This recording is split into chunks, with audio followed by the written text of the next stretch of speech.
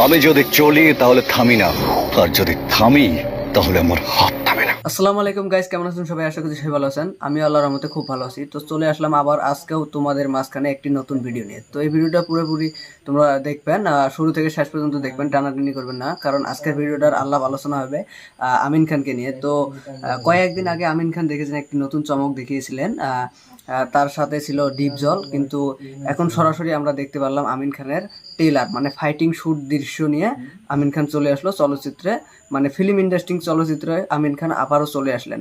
অনেকে আমিন খান ভক্তরা বলতেছেন যে শাকিব খানকেও হার মানাবে নাকি আমিন খান।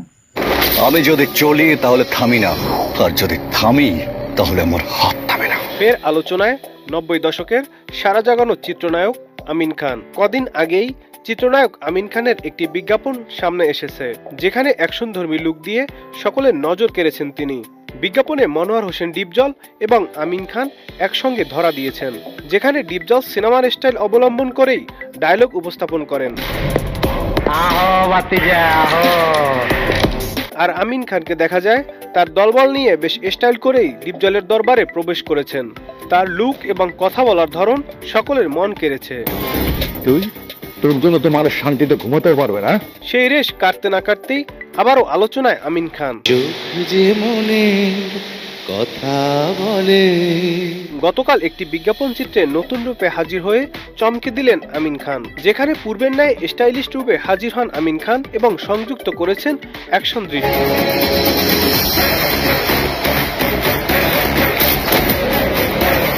ভিন্ন লুক আর অ্যাকশনে ফের নজর কাড়েন এই সুদর্শন নায়ক।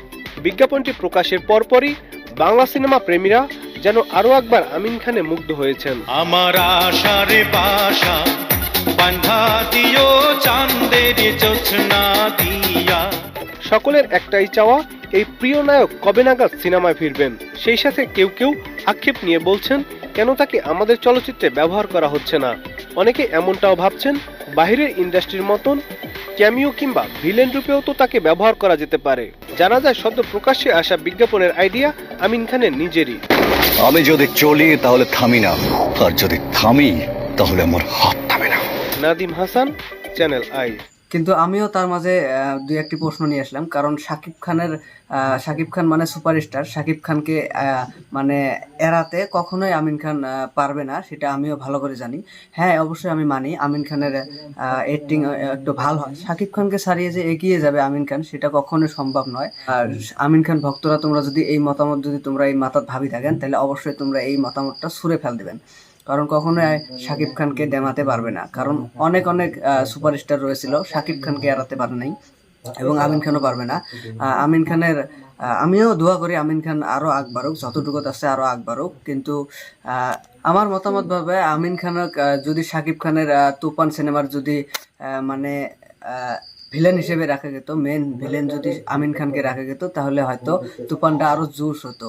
কারণ আমিন খানকে অনেকে কমেন্ট করে বলেছে যে আমিন খানকে হিরোর থেকে নাকি ভিলেন হিসেবে বেশি চুইজ করে, দর্শকদেরও সেটা চায়।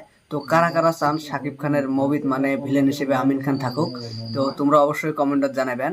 আরও আমিন খানের সাথে যদি শাকিব খানের পরবর্তী মুভি এসে আশা করি শাকিব খানের পরবর্তী মুভি আমিন খানকে ভিলেন হিসেবে রাখলে মুভিগুলো আরো একটু জোশ হবে।